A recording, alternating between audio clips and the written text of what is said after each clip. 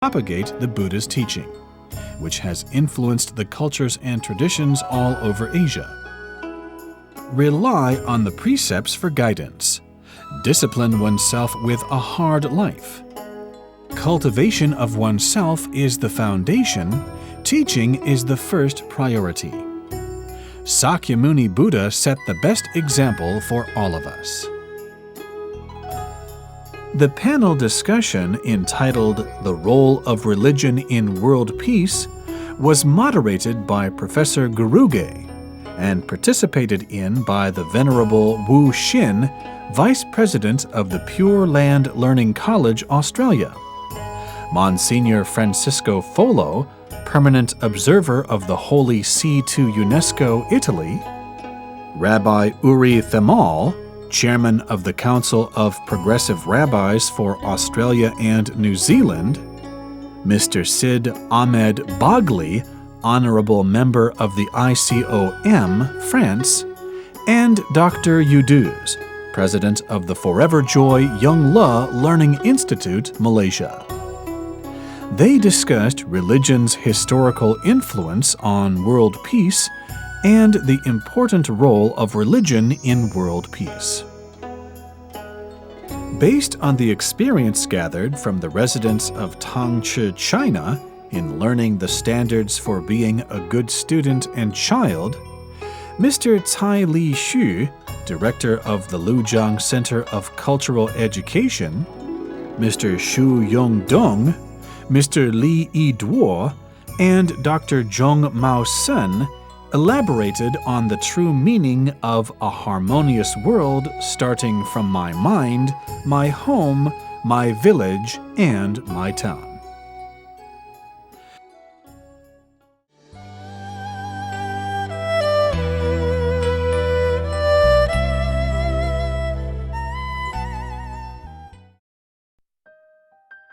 To help people gain a complete understanding of Buddhist teaching, the law of cause and effect, and the teachings of moral education, Venerable Master Jin Kung presented the great Buddhist canon, the painting of the scenes of hell, and the painting of the sacred saga of Confucius as gifts to the religious representatives and the guests of this event.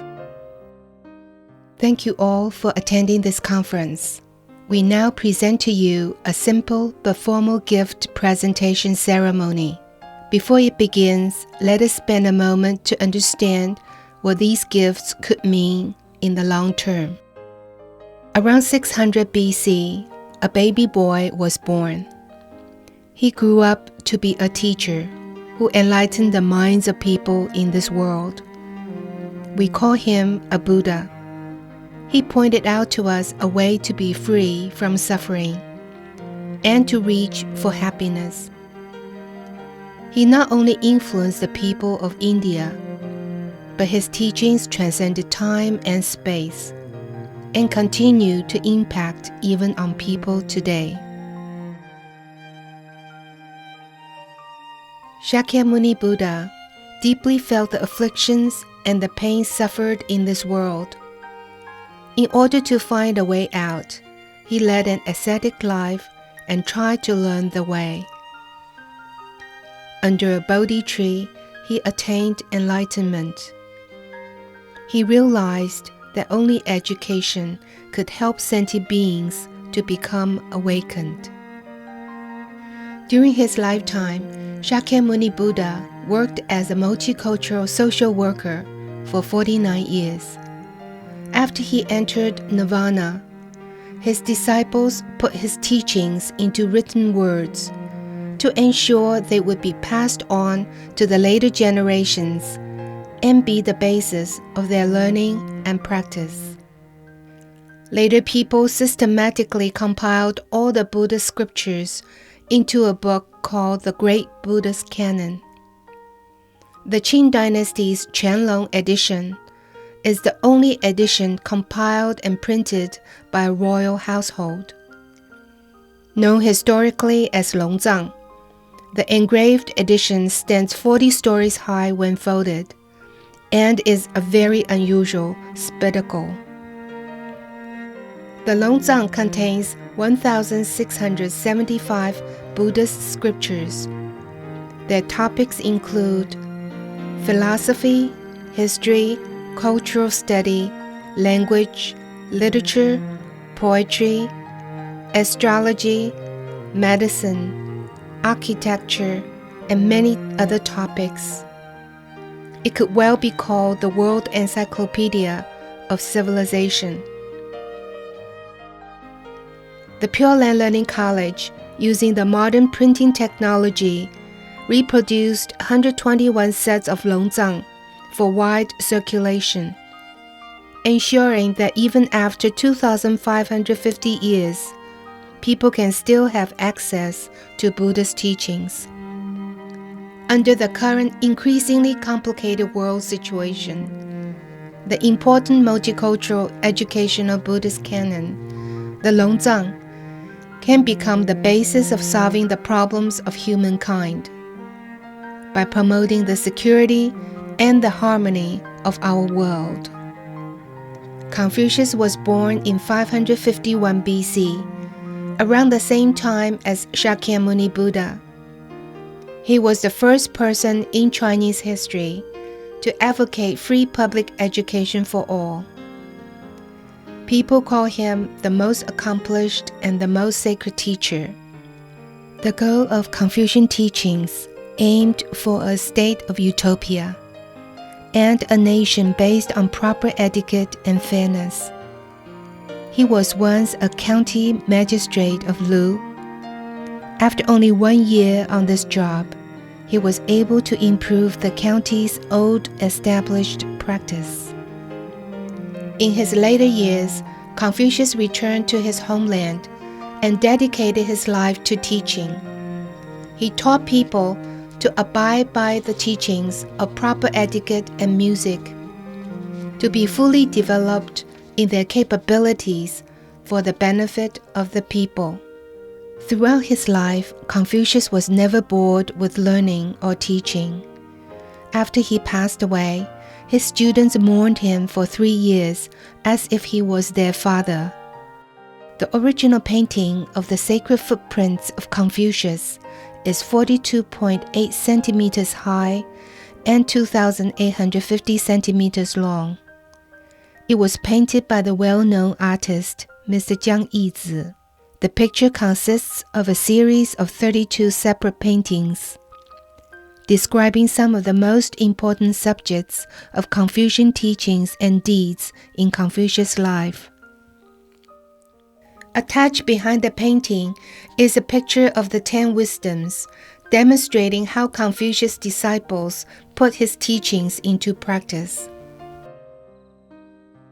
The next gift is the painting of the changing forms of hell.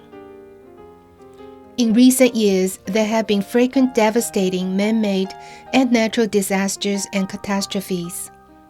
They're mostly because we have neglected the teachings of the sages, and because we no longer believe in the law of cause and effect.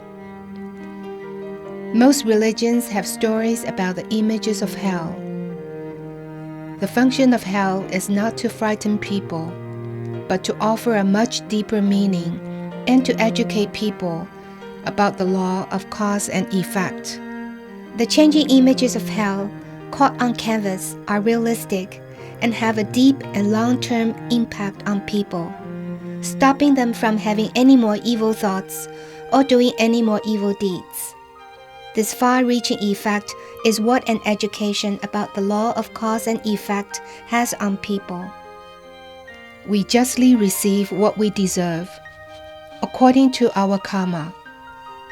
The innumerable changing forms of hell are merely the reflections of the ever-changing minds and deeds that are evil.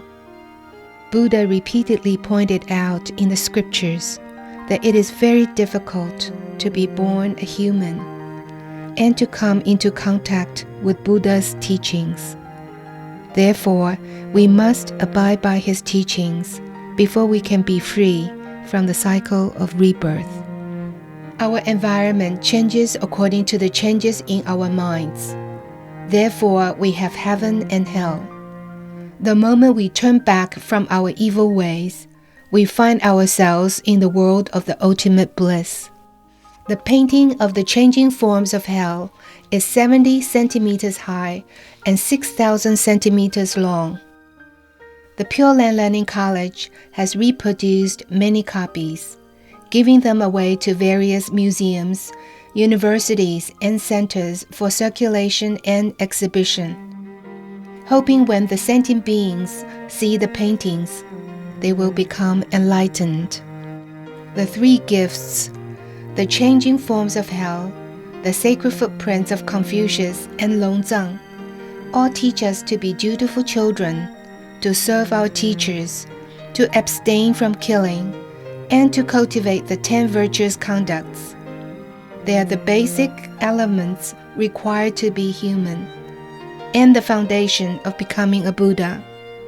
While we warmly celebrate Vesak, we hope all Buddhists, regardless of nationality and race, get along peacefully and in harmony, and treat each other equally. World harmony stems from our minds. Let us learn from Shakyamuni Buddha, and in his spirit give classes and teach with the purpose of resolving conflicts, helping to stabilize our society and keeping our world at peace. With your blessing and goodwill, we are certain that this conference will turn out to be a truly successful one. Thank you.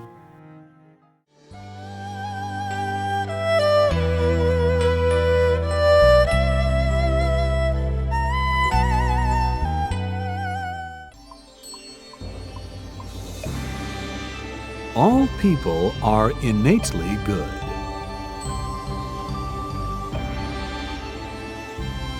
Although all people have similar nature, they acquire different habits. If people are not taught, their nature will change for the worse. Return to purity and simplicity and rediscover oneself. A harmonious world starts from the mind.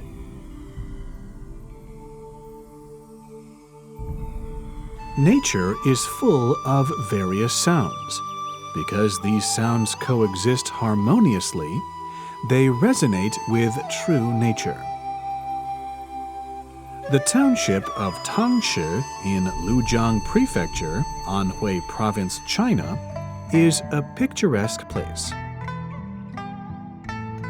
The look in the local residents' eyes, which reflects a pure and virtuous mind, and the simple lifestyle in Tangshi, have deeply touched Venerable Master Jin Kong, who has dedicated himself to seeking harmony.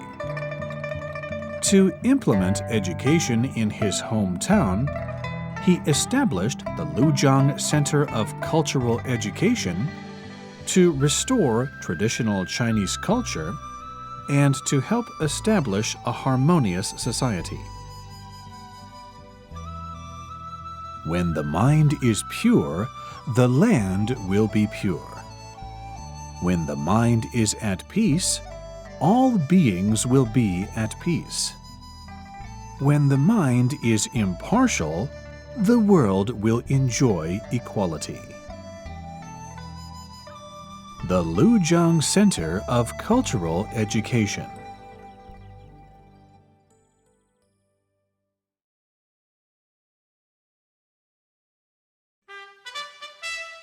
Every Monday, local residents come to the center to attend the flag-raising ceremony, listen to speeches, and receive the patriotic teaching. It is a shared wish of the Tangshi government and people and the teachers at the center to make Tangshi a model of a harmonious society. The government leaders of Tangshi also attend the flag-raising ceremony.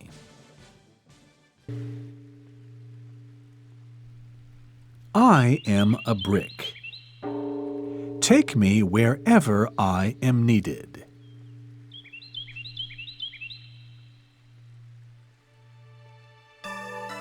Sharing common ideals, the teachers at the center made the sacrifice of leaving their homes to live and receive training at the center. They practiced Tai Chi in the first rays of dawn to maintain physical fitness, diligently attend classes and learn various skills, and stay close to nature. I am a brick. Take me wherever I am needed. This is the motto of the teachers, which reflects their selflessness. They go to rural areas, homes, and schools to teach. Their every step fulfills the spirit of learning wherever one is, teaching day and night all year round. With the full support of the township, the teachers at the center, with a loving heart, teach Tangche residents to practice the teachings in the standards for being a good student and child. Now, stories of filial piety and of love and respect are often heard.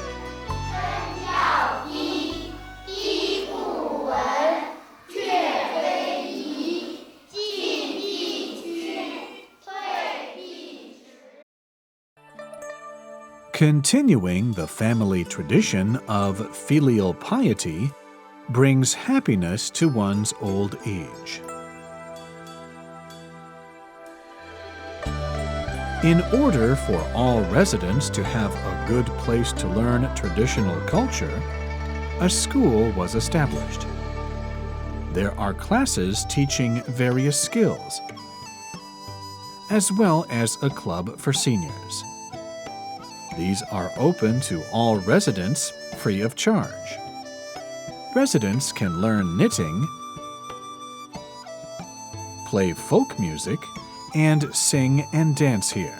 While they learn through enjoyable activities, they continue the family tradition of filial piety, bringing happiness to their old age. In a green classroom without walls, men and women of all ages learn happily. In the forest by the Macao River, surrounded by beautiful scenery, the center and the residents together established a green classroom without walls. All residents, men or women of all ages, can learn the sage's teaching and traditional culture at ease, surrounded by nature, and sing out their hopes for life.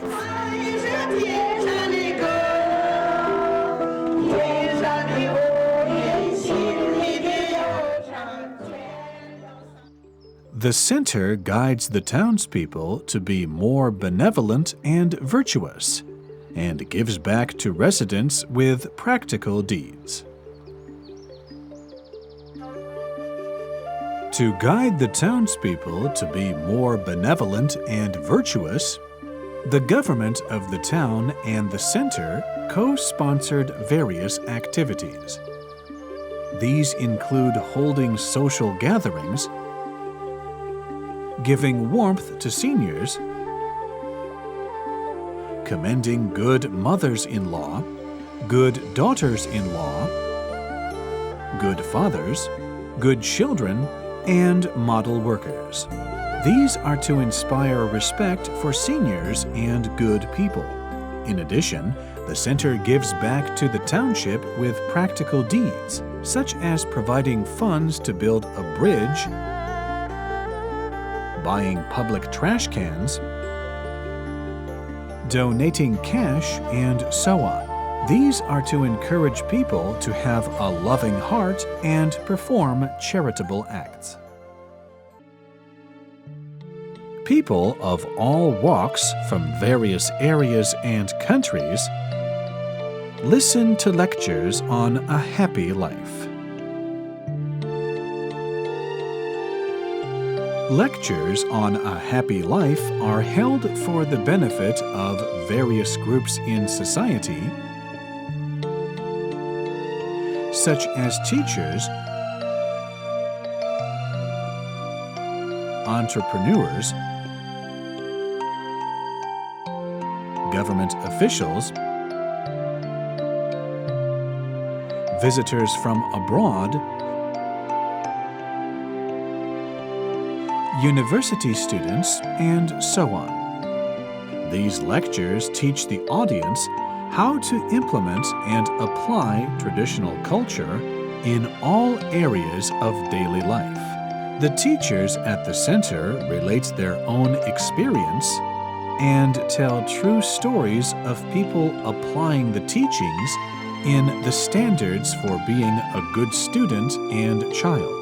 This is to help the audience unearth their innate goodness and return to the original truth, goodness, and beauty of human nature.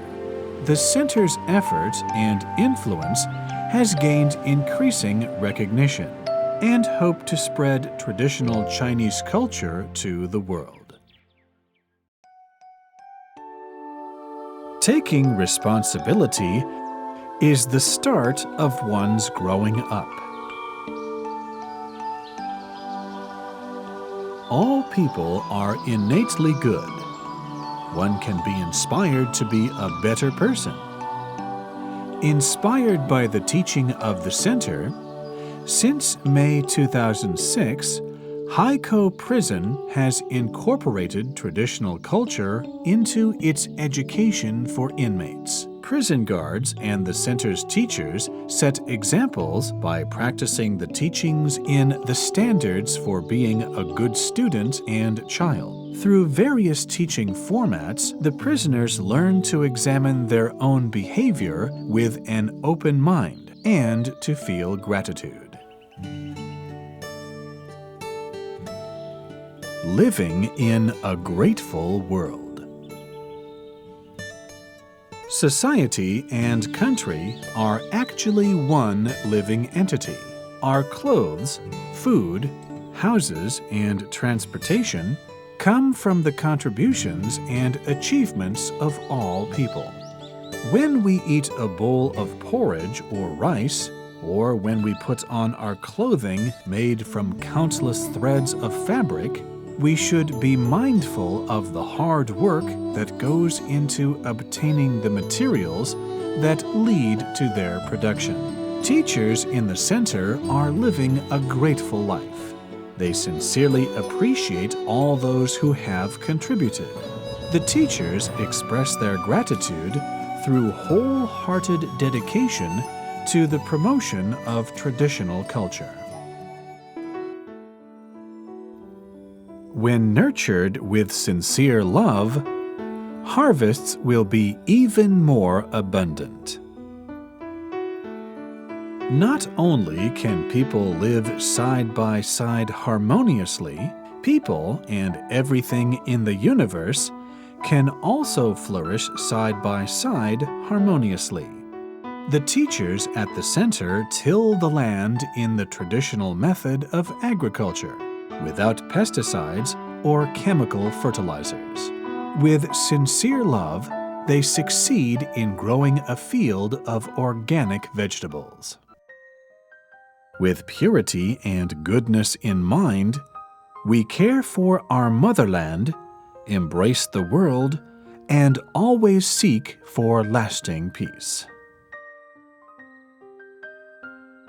The Lujiang Center of Cultural Education sincerely implements, passes on, and propagates the sage's teachings in interaction among people and between people and nature. The influence is gradually rippling outwards. In October 2006, at the International Conference at the UNESCO headquarters in Paris, Venerable Master Jin Kung presented the center's achievements in teaching, in the hope that everyone would work together to achieve social stability and world peace. Staying in Lujiang, listening to the harmonious sounds of nature, returning to purity and simplicity, and discovering the true self, seeking harmony from one's own mind. These are the greatest motivating powers to achieving family harmony, social harmony, and world harmony. We are grateful for your attention and understanding.